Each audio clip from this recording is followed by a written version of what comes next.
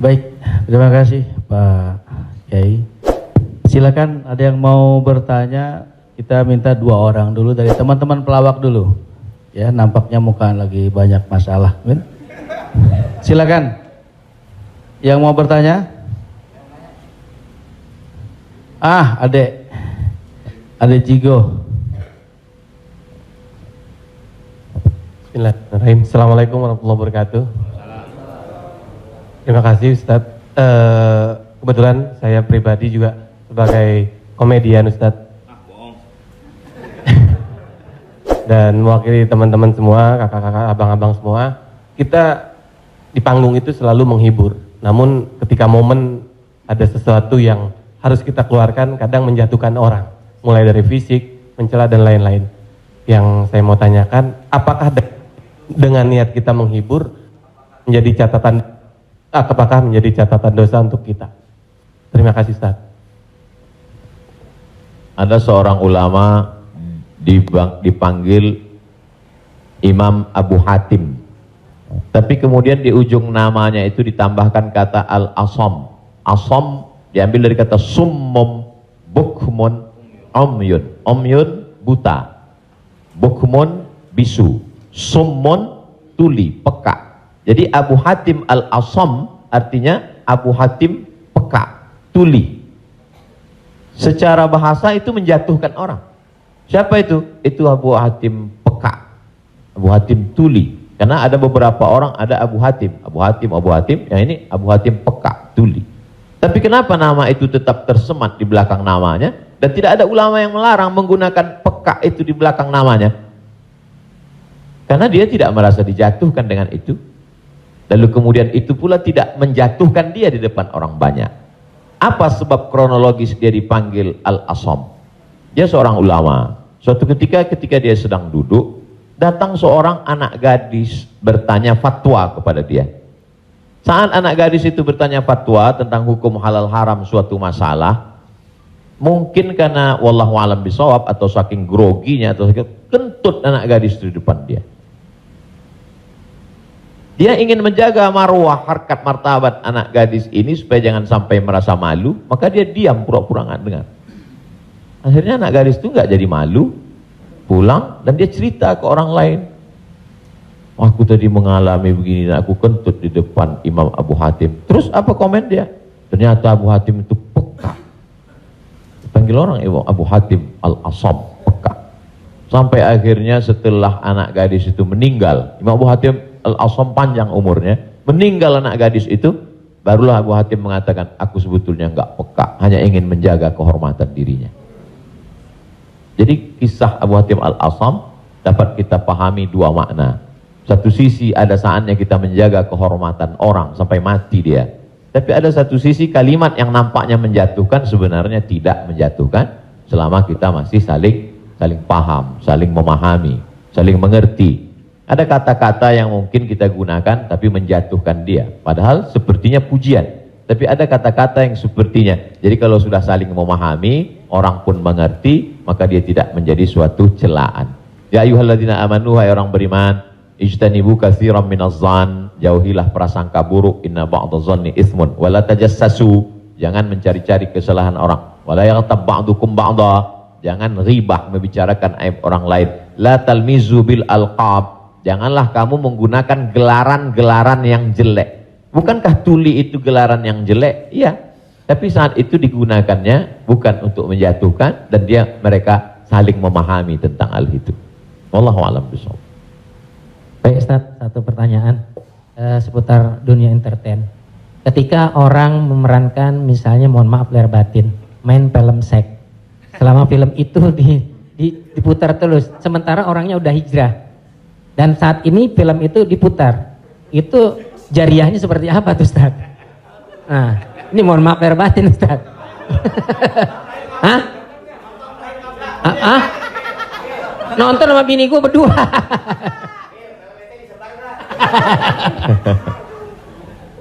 Man sanna fil islami sunnatan hasanatan, siapa yang membuat perbuatan yang baik, falahu ajruha, dia dapat pahalanya, wa ajru man amila biha, dan orang lain yang terinspirasi dengan itu Jadi kalau Paski membuat rumah tahfiz, lalu kemudian komunitas-komunitas yang lain terinspirasi dengan itu, maka dapat pahala min ghairi an yanqusa min ujurihim syai'un. Pahala mereka tidak berkurang, sama-sama dapat 100 min ba'dih, setelah mati. Itu kalau yang baik. Bagaimana dengan yang tidak baik seperti yang tadi? Man sanna fil islami sunnatan sayyi'atan. Siapa yang membuat sesuatu yang tidak baik, falahu wizruha, dia dapat dosanya, wa wizru man amila biha, dan dosa orang lain yang melakukannya. Setiap ada terjadi pembunuhan di dunia ini, maka Kabil dapat royalti karena dia yang pertama kali melakukannya. Tapi Kabil tidak sempat taubat, tidak sempat hijrah. Jadi kalau ada yang sempat melakukan perbuatan jelek, dosa, saat dia taubat, dia buat konferensi pers. Saya sudah taubat, sudah mu'alaf kalau dia tidak Islam. Kalau dia sudah masuk Islam, saya sudah hijrah. Maka saya meminta kepada seluruh jamaah yang ada di dunia ini, yang masih menyimpan gambar, foto, video saya, tolonglah kalian delete, dan saya minta ampun kepada Allah Subhanahu wa taala. Lebih daripada itu sudah di luar kuasa dia. La yukallifullahu nafsan illa wus'aha. Allah tidak membebani orang lebih daripada usahanya. Ada seorang hamba berpesan di zaman Nabi SAW, nanti kalau aku mati, maka bakarlah jasadku, lalu campakkan debunya ke laut. Kenapa? Karena aku takut bertemu dengan Allah Subhanahu wa taala atas segala dosa-dosaku. Disampaikan kepada Allah Subhanahu wa taala. Kata Allah, aku ampuni hambaku itu karena masih ada rasa takut dalam hatinya. Makanya khotib naik ke atas mimbar, pesannya ittaqullah, takutlah kepada Allah. Kenapa kurban Habil diterima, kurban Kabil tidak diterima? La imbasatta ilayya yadaka litaqtulani, andai kau ambil batu besar untuk kau timpakan ke atas kepalaku, kata Habil, ma ana bi basiti yadiya ilaika liaqtulak, aku tidak akan membalas untuk membunuh wahai saudaraku. Kenapa? Inni akhafullah, aku takut kepada Allah Subhanahu wa taala. Saya yakin Mas, Abang yang berprofesi dalam dunia keartisan ini, apa yang membuat hijrah ini? Masih ada rasa takut di dalam hati. Rasa takut inilah yang kita pupuk bersama. Ada takut 5%, 5% kita jadikan menjadi sebuah komunitas, lalu kemudian kita jadikan sebuah amal nyata dalam kehidupan, disupport oleh Pak Prof dengan keluarga besar almarhumah, diberikan kesempatan untuk menuntut ilmu di Fakultas Hukum, di penyiaran Islam, maka dia menjadi gerakan yang luar biasa. Wallahu a'lam. Terima kasih. Selanjutnya ada adik Ginanjar Sukmana. Setelah itu Bang Atet Jakaria. Terima kasih Bang Tola, Tobek Lala.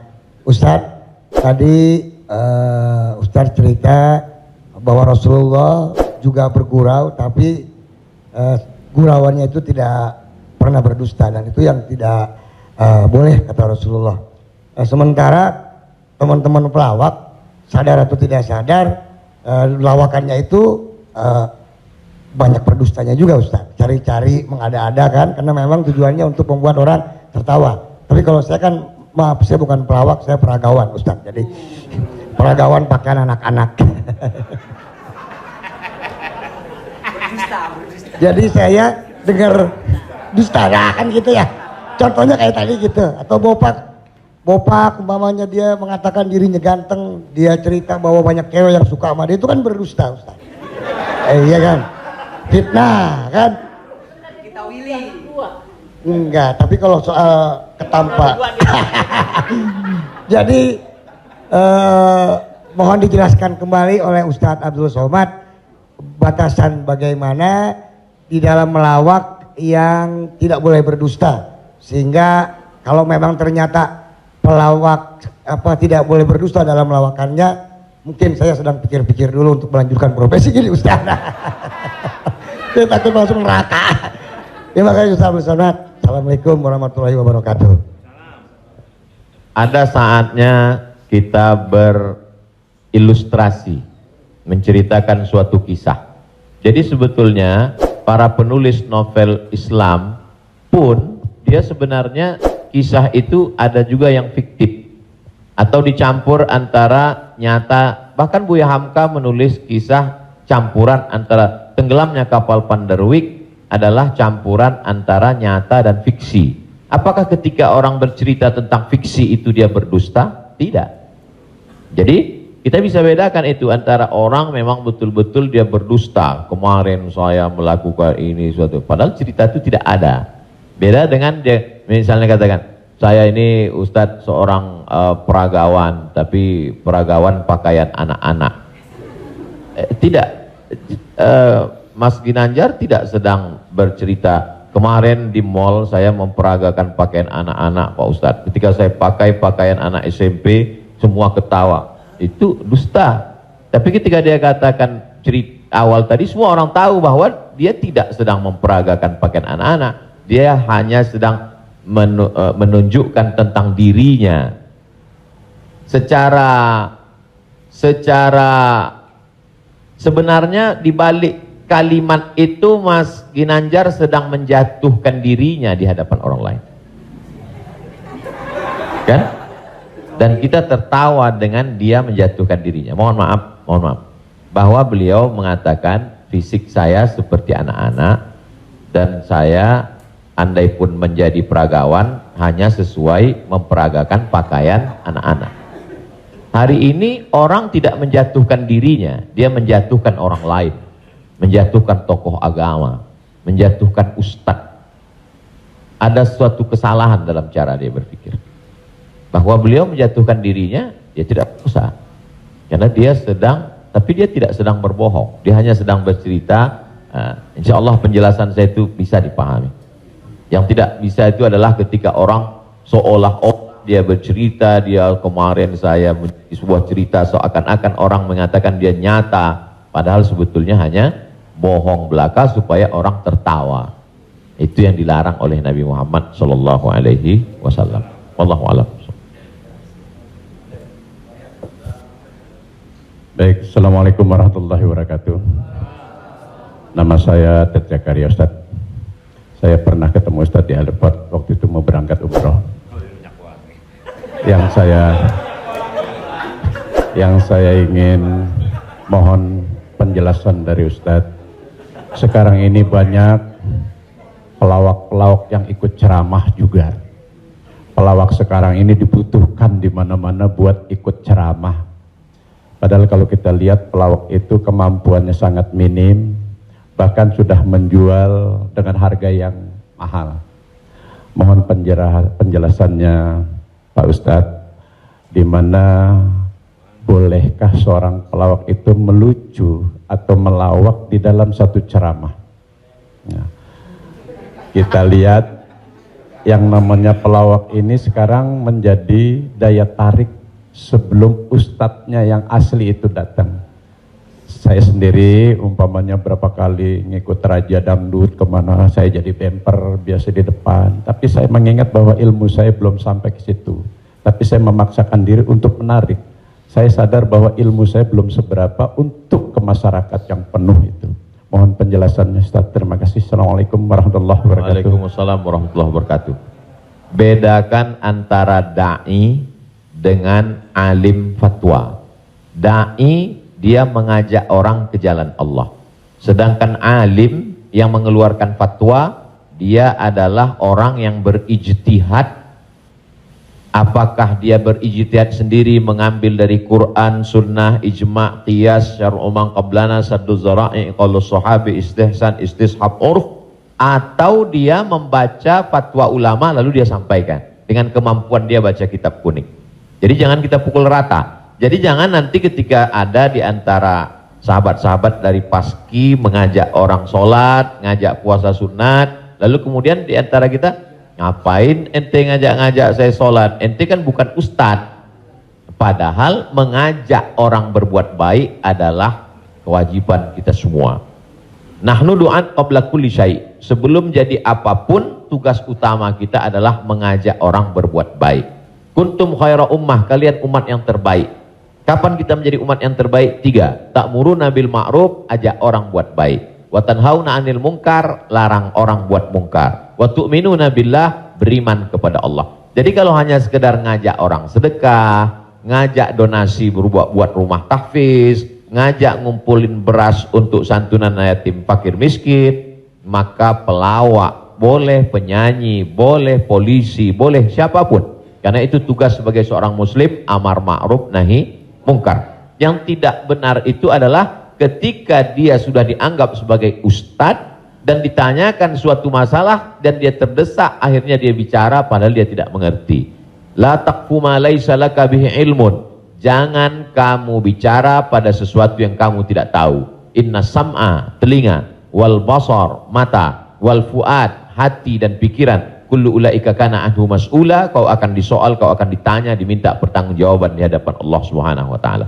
Jadi kalau abang, mas diajak dalam acara dakwah sebagai pengantar supaya masyarakat mau mendengar, supaya ramai, hadirilah tablik akbar Ustadz Fulan bersama grup paski untuk sebagai pengantar 5-10 menit, silakan. Tapi setelah itu nanti Ustadz bicara, pas tanya jawabnya serahkan ke Ustadz. Nah, jadi selama tetap kita menjaga. Jadi kalau diibaratkan rumah makan di airport, ini penyanyi, artis, Ustadz itu sama seperti yang memanggil penumpang supaya mau masuk ke rumah makan. Bapak Ibu saudara sekalian yang mau perjalanan, silakan mampir ke tempat kami, silakan mampir ke rumah makan kami. Nah, ini yang ngajak. Nanti setelah orang mampir masuk ke dalam, baru dia ketemu spesialisnya. Yang mau makan soto di sana, yang mau soto Medan di sana, yang mau soto Betawi di sana, yang mau bakso di sana. Begitu lebih kurang. Karena masyarakat kita belum sampai pada level ngaji. Masyarakat kita ini 3 level. Pertama, level 1 yang memang sudah ngaji sama para habaib, baca kitab kuning serius, khatam dari A sampai Z. Ini memang nggak perlu pakai pemanggil tadi. Yang kedua adalah level yang masih mau ke masjid tapi juga tergantung SMS kemana ngajak. Ngaji oke, kesini pun oke. Ini yang level 2. Yang level 3 ngelihat masjid pun masih takut. Makanya saya kalau tablik akbar pengajian ke daerah itu saya bagi 3. Ada pengajian yang saya memang nggak mau di masjid, saya pengajiannya maunya di lapangan sepak bola, di stadion, supaya sampai ke grassroots. Ada level 3 yang belum mau ke masjid. Saya terus terang Ustadz, ke masjid ini trauma. Beberapa teman saya ke masjid ninggal. Nah, jadi yang level ini masih mau, masih bercampur. Jadi kalau ada orang yang ngejek, apa itu dakwah, apa itu pengajian, apa itu, kenapa melibatkan artis? Ini salah satu cara. Jadi Wali Songo dulu tidak bisa Wali Songo datang ujuk-ujuk langsung baca kitab kuning, nggak bisa. Makanya mereka buat solawatan. Dia tahu tradisi orang Jawa pukul gending pakai wayang, maka dia buat cara wayang. Dia pakai wayang. Jadi sekarang kalau mampu buat film pendek atau melibatkan artis, video tanya jawab saya dengan pertanyaan yang sama, dengan jawaban yang sama, tapi dengan pengantar artis berbeda viewernya. Yang ngasih tahu penonton. Ustadz coba Ustadz lihat ini. Ini dengan musyawarah sekian penontonnya. Tapi ketika Ustadz di masjid dengan jamaah sekian penontonnya. Artinya apa? Dakwah bisa sampai melalui lisan sahabat-sahabat, kawan-kawan. Jadi pakai kesempatan ini untuk mengajak orang lebih banyak ke jalan Allah Subhanahu wa taala. Wallahu a'lam. Barakallah.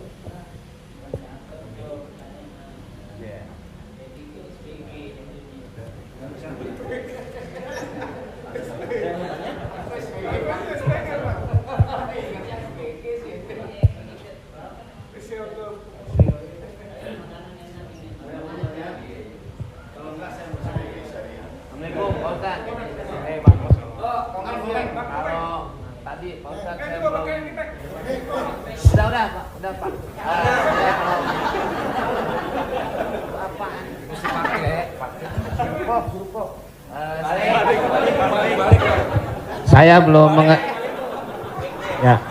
Saya belum paham yang tadi Pak Ustadz bilang apa wasaah apa wasi. Oh, lo jangan nyampur. Agama lo beda lo. Wasaah sambil bercanda apa tadi gitu. Pak Ustadz lupa ya, nanti saya jelasin lagi. Apa tadi? Wasaah kalau nggak salah. Nggak tahu, Ujang adanya kali. Ya Pak Ustadz. Ya itu. Wasilah. Bukan. Wasa'ah apa wasi'ah? Wassalam habis dong. Hah? Sa'ah wa sa'ah. Nah, itu Pak Ustadz. Sa'ah. Jadi ketika itu ucapan hadis Nabi. Ada seorang sahabat, dia datang menemui Nabi. Kenapa ketika kami duduk bersamamu ya Rasulullah di dalam Masjid Nabawi, di majelis ilmu, kami merasa dekat dengan Allah. Kami merasa takut kepada Allah. Tapi ketika kami pulang ke rumah, ketemu dengan anak istri bersenda gurau, kok rasanya beda. Lalu apa kata Nabi? Sa'ah wa sa'ah. Hidup ini ada masanya serius, ada masanya bercanda, ada masanya begini. Lau kuntum kama kuntum la safahatkumul malaikah. Seandainya kamu seperti itu terus, seperti saat berada denganku di hadapanku di masjid, tidak berubah-berubah, turun malaikat bersalaman dengan kamu, kata Nabi SAW. Jadi sahabat itu pun mengalami seperti yang kita alami dan kekhawatiran seperti kekhawatiran kita. Ketika kita duduk dengan Habib, dengan Ustadz di masjid, dengan Kiai, dengan Tuan Guru, terasa begitu full iman. Tapi begitu pulang ke rumah, kok begitu ya? Rasa yang kita rasakan sekarang dirasakan juga sahabat Nabi dulu, dan mereka tanya, kata Nabi nggak salah. Karena hidup ini ada sa'ah wa sa'ah. Sa'ah artinya bahasa Indonesianya saat. Semua ada saatnya, semua ada masanya. Selama tidak kita katakan, kamu kok mabuk kemarin? Semua ada saatnya. Ada saatnya mabuk, ada saatnya. Allah. Terima kasih Pak Ustadz. Paham ya? Enggak, ya paham dong.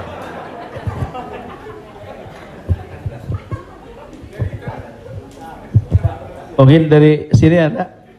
Tapi satu lagi pertanyaan, saya mau nanya. Pak Ustadz, ini masalah saya pribadi. Jadi saya ya ada masukan juga ketika hukum riba. Mobil itu ya, ini umum ya kan. Jadi mobil kita jual, kemudian kita coba berusaha cash. Saya untuk menghilangi kredit. Nah, saya mau tanya, ini juga amanat dari keluarga saya. Dipastikan lagi. Boleh nggak, Kiai, kita kredit mobil? Padahal ini menjadi hal penting bagi saya untuk mobilisasi kemana gitu. Saya punya anak kan baru kelar UIN. Jadi ini saya lagi diceramai gitu. Papa sudah lah Pak, jual Pak. Kita nggak usah dibeli, lillahi ta'ala aja. Ya saya bilang ini lillahi ta'ala agak susah, nak saya bilang gitu. Tapi ini real, saya jual, saya mencoba untuk beli cash, nungguin cash lama. Jadi jangan suka buka aib orang, Mbak.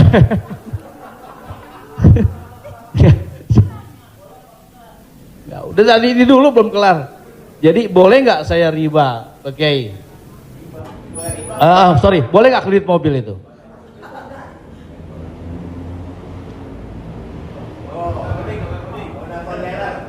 Alhamdulillah CRV jadi baru gue. Buka Google, ada tulisan saya di situ. Nanti Bapak, Ibu, Abang, Mas share ke teman-teman. Buka Google, tulis di situ Somad Morocco, SOMADMOROCCO, Somad Morocco, SOMADMOROCCO, Somad Morocco, spasi kredit, sudah, enter. Somad Morocco spasi kredit, tulisan yang paling atas kredit, ada tanda tanya, Aska. Di situ jawaban. Saya sudah tulis tentang masalah kredit ini.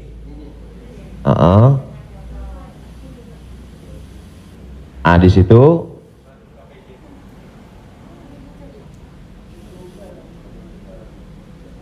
Nah, bisa dibaca. Bisa bahasa Arab, Ustaz. Ada terjemah Mas Komeng, terjemah di bawah. Terjemah di bawahnya. Terjemah di bawah. Majma' Al-Fiqih Islami membolehkan jual beli dengan tempo. Dah? Membolehkan jual beli dengan tempo, jangka waktu, garis miring kredit pada konferensi ke-6 yang dilaksanakan di Jeddah pada tahun 1990 dalam keputusan tersebut.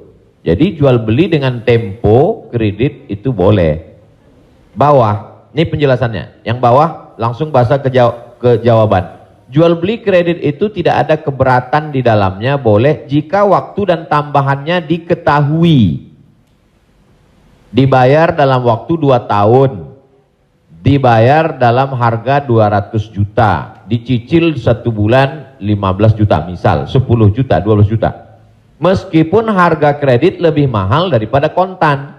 Karena penjual dan pembeli sama-sama mendapat manfaat.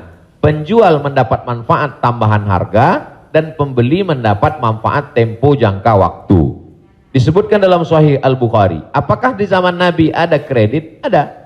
Dalam Sahih Bukhari, Sahih Muslim, bahwa barirah itu manusia. Waktu itu masih boleh jual manusia, hamba sahaya. Bahwa barirah dijual oleh tuannya dengan cara kredit selama 9 tahun. 1 tahunnya dibayar 40 dirham. Ini menunjukkan bolehnya jual beli kredit. Kesimpulannya, uang dengan barang boleh, tapi uang dengan uang riba. Prof, saya pinjam uang 200 juta. Nanti saya bayar 220. Haram, riba. Tapi ketika saya beli mobil, Prof, saya cicil tiap bulan, maka lunas dalam waktu 1 tahun, itu tidak riba karena akadnya uang dengan barang. Yang jadi masalah ketika kita pergi ke dealer untuk beli mobil, kita katakan kita tidak punya uang cash, dia tidak mau langsung transaksi dengan dia, tapi dia akan libatkan pihak ketiga, penyedia keuangan. Pada akhirnya transaksi kita adalah uang dengan uang. Uang dengan uang, bukan uang dengan barang. Lalu apa solusinya? Pergi ke bank syariah. Kenapa di bank syariah uang dengan barang? Assalamualaikum, waalaikumsalam. Bank syariah, saya mau beli mobil. Terus mau pinjam uang. Kata bank syariah, kami tidak melayani peminjaman uang dengan uang, karena uang dengan uang berbunga haram. Bapak sebetulnya mau beli apa? Mau beli mobil. Kata orang bank syariah, mobilnya kami beli. Bank syariah membeli mobil. Setelah itu bank syariah menjual mobil itu ke kita, maka akadnya kredit sama seperti barirah dibeli pada zaman Nabi, kredit 9 tahun. Jadi akadnya adalah uang dengan barang. Begitu. Allahu a'lam. Ya alhamdulillah. Beli lagi, Shelby. Kembali lagi pakai syariah. Selanjutnya siapa yang mau bertanya? Silakan umum sekarang. Bang Dery mau nanya? Oh, yang ibu-ibu aja, ibu-ibu. Pak.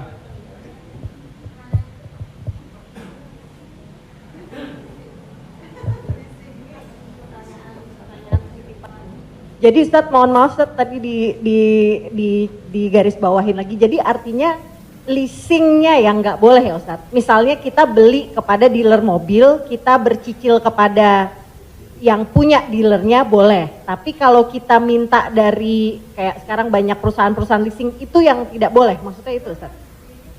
Ketika saya mau beli mobil, saya tidak punya uang cash, maka kata si dealer, kami akan arahkan Bapak ke penyedia keuangan. Maka sebenarnya saat itu saya membeli mobil itu cash sebenarnya. Karena dealer tidak mau dia barang ini tidak cash. Jadi kemudian yang saya cicil setiap bulan itu adalah bukan mobilnya tapi uangnya.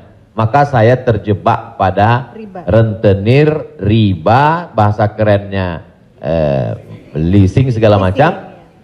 Inilah yang menyebabkan haramnya karena transaksinya adalah uang dengan uang. Lalu solusinya mana Ustadz? bank syariah. Iya. Karena di bank syariah itu disitulah letak. Jadi orang yang tidak mengerti dia katakan sama aja bank syariah dengan konvensional, bedanya pegawainya pakai jilbab, masuknya assalamualaikum. Enggak. Perbedaan dalam jual beli dalam Islam itu adalah pada akadnya. Maka bank syariah membeli mobil itu milik bank syariah, maka saya membeli mobil itu secara cicil, akadnya adalah uang dengan barang. Wallahu a'lam. Satu lagi Ustaz, kalau beli emas secara online itu gimana Ustaz? Sebagian ulama mengatakan membeli emas secara online tidak langsung dan dicicil riba. Mengapa mereka mengatakan riba? Karena transaksi itu uang dengan uang. Oh, ini enggak uang dengan uang Ustadz. Ini Ustadz uang rupiah. Lalu kemudian yang jual ini kan emas. Di zaman Nabi enggak ada uang kertas. Di zaman Nabi hanya ada dua uang. Yang pertama dinar, uang emas. Yang kedua dirham, uang perak. Maka ketika saya beli emas tidak cash, maka sesungguhnya akadnya adalah uang dengan uang rupiah dengan uang emas. Itulah orang yang mengatakan gak boleh beli emas kalau gak cash, karena transaksinya uang dengan uang. Tapi pendapat kedua mengatakan boleh beli emas kredit tidak cash. Kenapa? Karena zaman sekarang emas sebagai komoditi, emas sebagai barang, emas bukan sebagai uang. Dan fatwa Majelis Ulama, fatwa Ormas Islam kontemporer mengatakan boleh beli emas tidak cash karena emas zaman sekarang bukan uang. Emas sekarang adalah barang. Jadi sama dengan kalau saya beli mobil boleh kredit, maka beli gelang juga boleh karena bukan uang dengan uang. Di situ letak sebab boleh tidak bolehnya. Wallahu a'lam.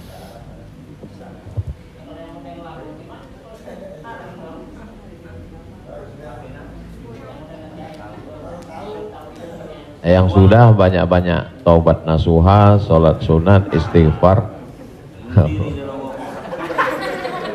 Kalau sedang dalam proses bisa dibom, ada aset yang bisa dijual untuk ngebom supaya selesai, jual lah.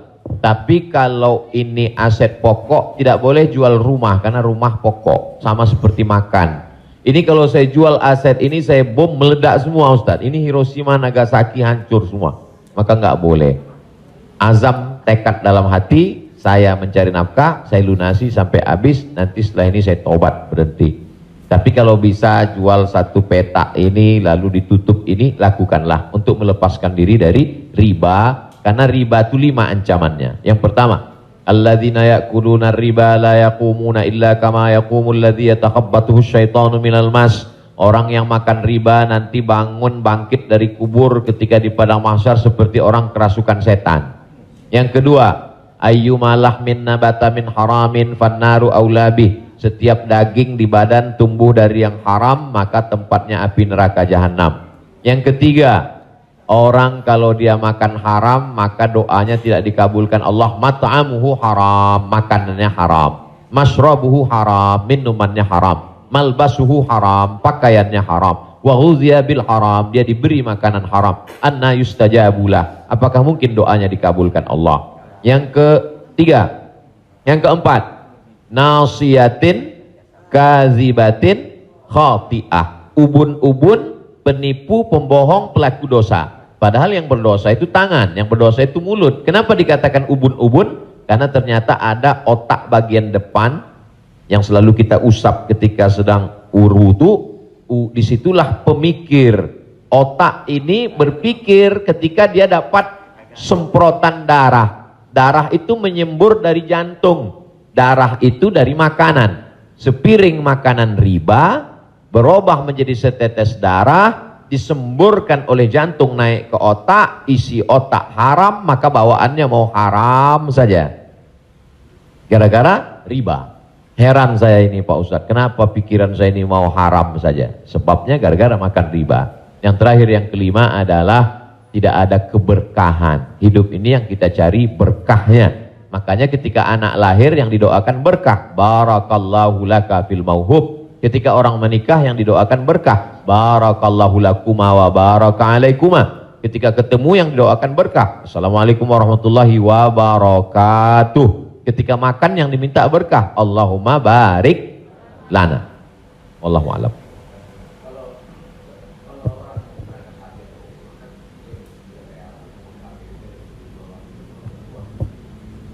Transaksi uang dengan uang boleh dengan syarat yadan biadin, langsung cash. Maka ketika sampai di Makkah, saya keluarkan uang rupiah, saya katakan saya mau beli rial, langsung cash, boleh. Begitu juga membeli dolar. Saya sampai ke Maroko, saya beli dirham. Maka pemerintah Saudi Arabia tidak akan bisa mengizinkan buka money changer, uang, pertukaran uang ini kalau tidak ada fatwa dari ulama. Mereka amat sangat ketat. Jadi boleh tukar ini selama dia langsung dan cash di tempat itu, langsung jadi. Wallahu a'lam. Ustaz, Assalamualaikum. Ustaz,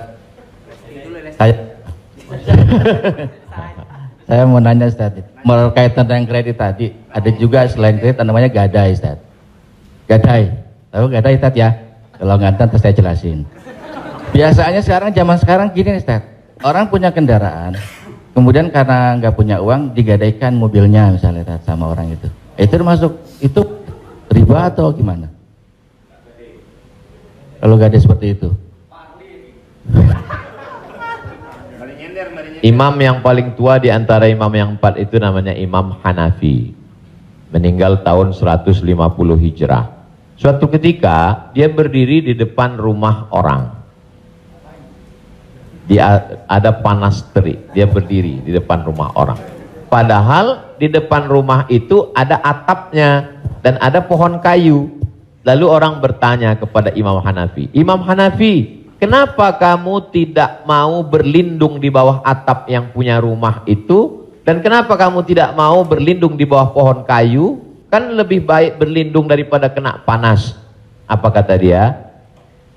Saya meminjamkan uang pada orang ini dengan sistem gadai, maka saya tidak mau mengambil keuntungan dari dia. Ayyuma lahmin kullu qardin jarra naf'an fahuwa riba. Setiap gadai pinjaman kalau kita ambil manfaat maka itu berarti riba. Tidak mau bernaung di bawah atap rumahnya karena itu dianggap sebagai manfaat. Jadi manfaat tidak hanya sebagai uang tapi juga manfaat sampai sekecil itu dia menjaga dirinya. Jadi gadai dalam Islam hukumnya boleh, tapi jangan ambil manfaat dari gadai. Yang terjadi sekarang adalah orang mengambil manfaat dari gadai. Saya punya uang, lalu kemudian ada orang mau pinjam uang, saya tidak percaya dengan dia. Ustadz pinjam uang 100 juta, saya nggak percaya. Kalau Ustadz nggak percaya, ini sawah saya 1 hektar. Ketika dia kasih sawahnya ke saya, maka sawah itu cukup sebagai jaminan. Tapi yang dilakukan orang sekarang adalah sawah itu dia tanam padi, dia ambil hasilnya. Hasilnya itu riba. Maka sekarang orang kaya makin kaya, yang miskin makin miskin. Bagaimana dia mau bisa menebus uangnya, orang sawah dia dipakai terus dan uangnya diambil. Maka yang punya uang makin kaya, yang minjam makin miskin. Padahal dalam Islam mestinya cukup suratnya saja dipegang. Kamu kalau mau garap sawah ini garaplah, nanti bayar hutangmu. Itu akhlak dalam Islam. Akhlak itu yang dihilangkan oleh riba. Riba ini sangat kejam. Allahu a'lam.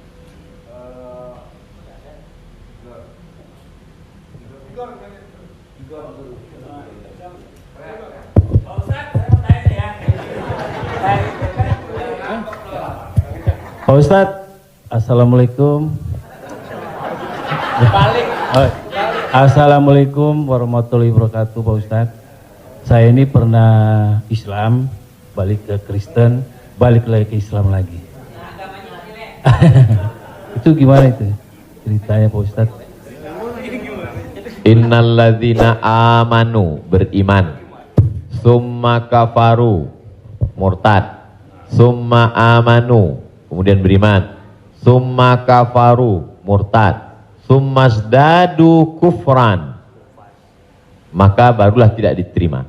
Jadi kalau Islam setelah itu dia murtad, balik lagi ke Islam, maka dia diterima.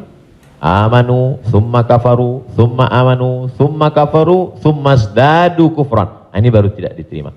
Nah, sebab itu mudah-mudahan Bang Tigor istiqomah dalam iman dan Islam.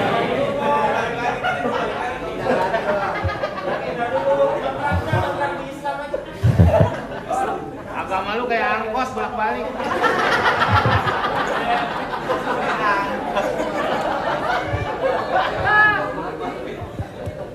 Tapi saya sudah tetap sekarang. Amin. Ya Allah. Saya udah umroh, Ustaz. Jadi Ya Allah. Jadi balik Bang, ke jalan yang benar. Insya Allah. Jadi Bang Taufik, kajian paski mungkin kerjasama dengan musyawarah supaya terus, atau kalau tidak ingin satu majelis, ustadznya nanti setelah di sana pagi misalnya, sore di paski. Kemudian ngaji ini, kalau sekedar ngaji kita nggak ada tantangan, mesti ada sosialnya. Misalnya ngumpulin beras. Jadi saya sendiri tidak hanya sekedar ngaji, saya khususkan hari Jumat kedua setiap bulan, saya di Pekanbaru, hari Jumat khutbah Jumat, habis itu bagi beras ke masyarakat pelosok yang sulit.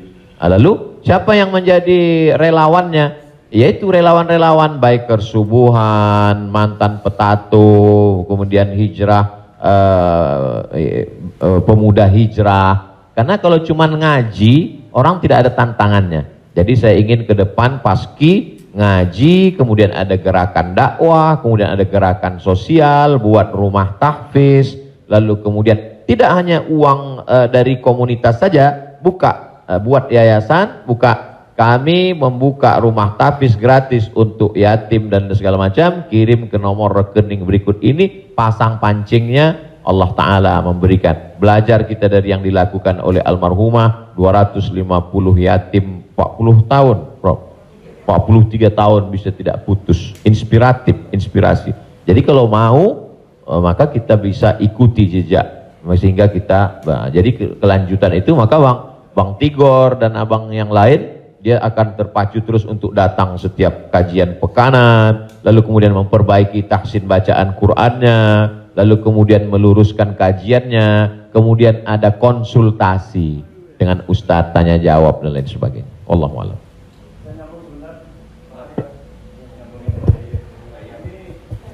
Apakah ada warisan?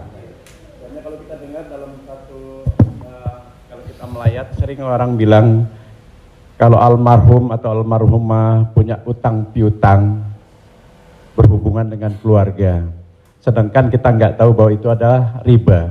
Apakah termasuk warisan itu dosanya? Terima kasih. Tidak boleh harta warisan dibagi sebelum dilakukan dua hal. Yang pertama, mim ba'di wasiyatin, keluarkan wasiat.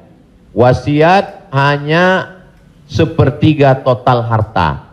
Jadi kalau dalam surat wasiatnya, aku wasiatkan ruko ini untuk sekolah tahfiz.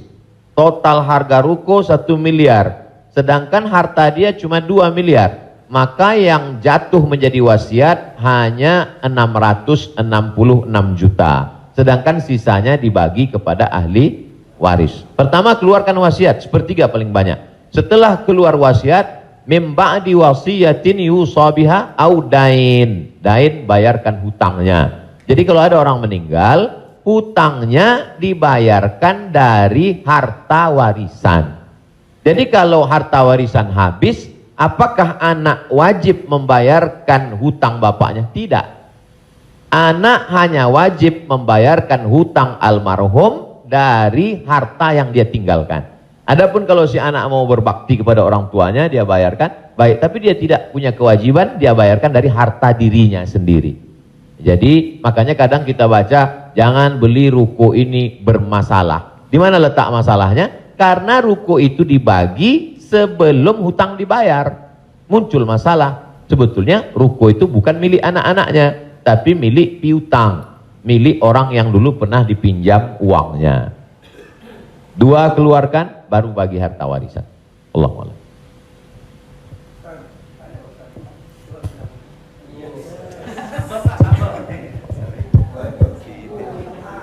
Terima kasih Pak Ustadz. Saya mau tanya tentang peminjaman uang.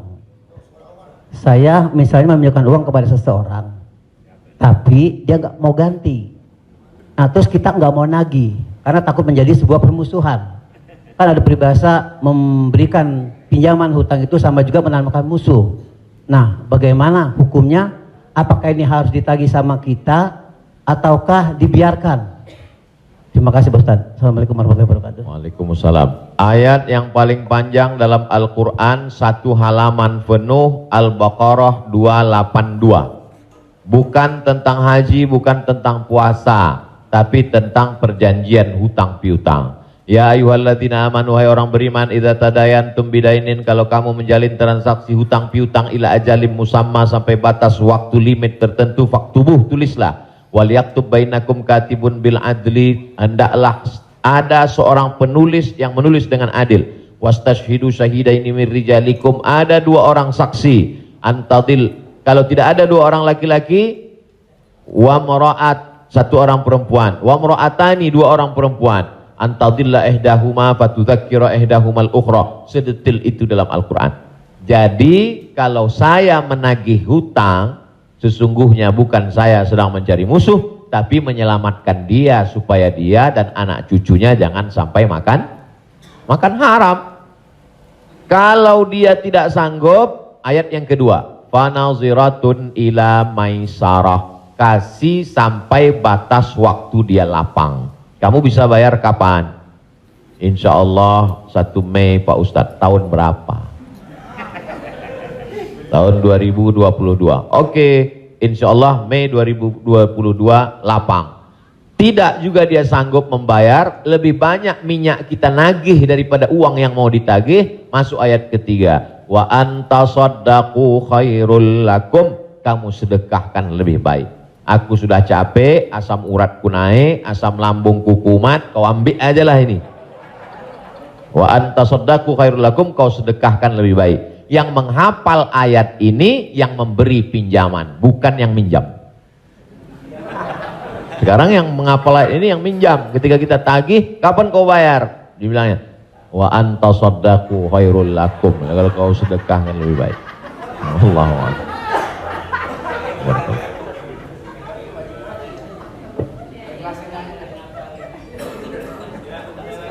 Ada yang nanya lagi? Ada yang nanya lagi ya? Di luar utang piutang. Saya mau tanya ini Pak Ustadz, kan kalau ada teman yang ulang tahun, kita suka bilang selamat ulang tahun, kita doakan semoga panjang umur. Sementara yang namanya ajal tidak bisa meleset 1 detik, tidak boleh kurang dari 1 detik, tidak boleh lebih dari 1 detik. Lalu bagaimana kita percuma kita berdoa seperti itu dong Ustadz? Iya kan? Ya itu, enggak ya? Terima kasih Ustadz. Man ahabba ayyubsatalahu fi rizqihi, siapa yang mau dilapangkan rezekinya, wa yunsa'alahu fi atharihi, mau dipanjangkan umurnya, falyasil rahimahu, hendaklah dia menyambung tali silaturahim. Katanya dengan silaturahim umur bertambah. Padahal dalam ayat Quran, idza jaa ajaluhum, kalau ajal sudah sampai, la yastakhiruna sa'atan, tak bisa ditunda walau sesaat, wa la yastaqdimun, tidak bisa dimajukan walau saat. Apakah kontradiktif antara ayat dengan hadis dengan doa dari Mas Dery bahwa umur bisa bertambah? Tidak kontradiktif. Lalu yang kontradiktif itu apa? Pemahaman kita. Dijawab oleh Syekh Muhammad Mutawalli Asy'arawi, ulama besar dari Al-Azhar Kairo Mesir. Nama kitabnya Fatawa Al-Kubra, fatwa-fatwa besar, bahwa umur tidak ditambah, tapi doa panjang umur dan bersilaturahim panjang umur itu maksudnya kualitas umurnya bertambah. Ada orang yang umurnya 40 tahun tapi hafal Quran, berzikir, diisi dengan wakaf, infak, sedekah. Ada 40 rumah warung jatuh mati. Jadi yang dimaksud kita doakan, semoga Mas Dery dan semua paski kita semua panjang umur. Maksudnya umurnya berkualitas, berisi. Itu. Wallahu a'lam. Boleh? Ya. Gimana?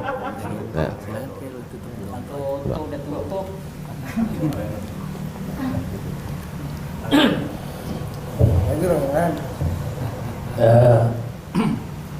Bapak Ibu yang berbahagia, karena pakaian agak capek besok mau ke Riau, mau pulang kampung. Jadi kita ikut. Biayanya nggak ada ragu. Jadi, iya, alhamdulillah sudah dicukupkan untuk pertanyaan. Nanti kalau yang mau bertanya, tulis aja surat, langsung kirim ke Bopak. Biar Bopak yang kirim ke Ustaz Somad. Baik, Bapak Ibu yang berbahagia, alhamdulillah kita sudah mendapat pencerahan. Mudah-mudahan ini menjadi langkah awal kita untuk mendekati agama kita dengan bijak tentunya. Semoga Allah memberikan kecerdasan kepada kita. Di sisa umur kita ini, mudah-mudahan menjadi orang yang bermanfaat buat diri dan agama secara bangsa. Amin. Pak Kiai, kita mohon untuk memberi doa untuk acara ini. Terima kasih. Astaghfirullahaladzim, astaghfirullahaladzim, astaghfirullahaladzim, alladzi la ilaha illa huwal hayyul qayyum wa atubu ilaih. A'udzu billahi minasyaitonir rajim. Bismillahirrahmanirrahim. Alhamdulillahirabbil alamin, arrahmanir rahim, maliki yaumiddin. Iyyaka na'budu wa iyyaka nasta'in. Ihdinas siratal mustaqim, siratal ladzina an'amta 'alaihim ghairil maghdubi 'alaihim waladdallin. Amin. Allahumma shalli ala sayidina Muhammad wa ala ali sayidina Muhammad. Allahumma 'allimna ma yanfa'una, ajarkan pada kami ilmu yang bermanfaat ya Allah. Wanfa'na bima 'allamtana, yang sudah kami pelajari malam ini jadikan dia menjadi amal saleh ya Allah. Allahumma faqihna fid din, dalamkan ilmu agama kami. Wa 'allimna ta'wil, ajarkan kami pemahaman Al-Qur'an yang benar. Ya muqallibal qulub, engkau yang membolak-balikkan hati, sabbit qulubana, kokohkan hati kami ala dinik, dalam agamamu, ala ta'atik, dalam ketaatan kepadamu. Allahumma a'inna, tolong kami, ala zikrika, supaya hati kami senantiasa berzikir mengingatmu, wa syukrika, selalu bersyukur kepadamu, wa husni ibadatik, selalu beribadah dengan ibadah yang terbaik. La tada'lana zamban illa ghafartah, wa la aiban illa satarta. Aib cacat kami banyak, tutupi dari hadapan manusia, dan tutupi pula ketika kami menghadapmu nanti ya Allah. Wala maridhan illa syafaitah, ada saudara kami yang sakit, angkat penyakitnya, sehatkan ya Allah.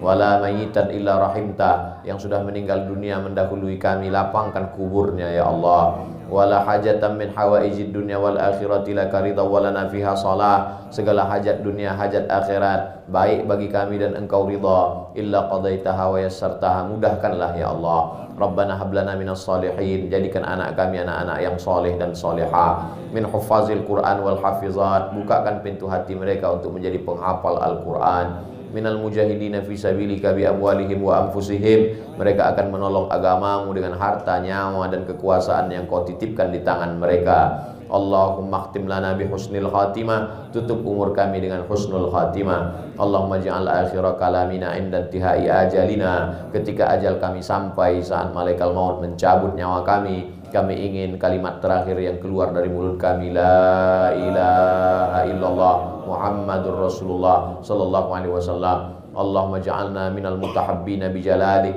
sebagaimana hari ini kami berkumpul berkasih sayang karena engkau, maka kumpulkanlah kami di surga bersama Nabi Muhammad sallallahu alaihi wasallam. Sahibul bait yang sudah menyediakan rumahnya, makanannya, segala kebaikan, tak sanggup kami membalasnya. Ajzihim jaza'al hasana, berikanlah mereka balasan yang baik ya Allah. Allahumma jama'na ma'ahum ma'al habibil mustafa fi jannatikal ula, satukan kami dalam surga jannatul firdaus bersama Nabi Muhammad sallallahu alaihi wasallam.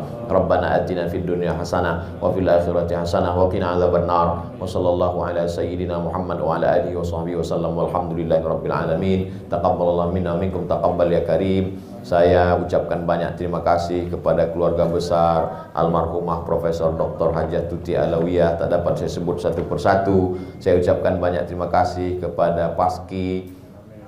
Malam ini amat sangat berbahagia, senang bisa saya bertemu dengan orang-orang yang selama ini saya senangi hiburannya, candanya, gurauannya, mudah-mudahan Allah panjangkan umur mereka insyaallah.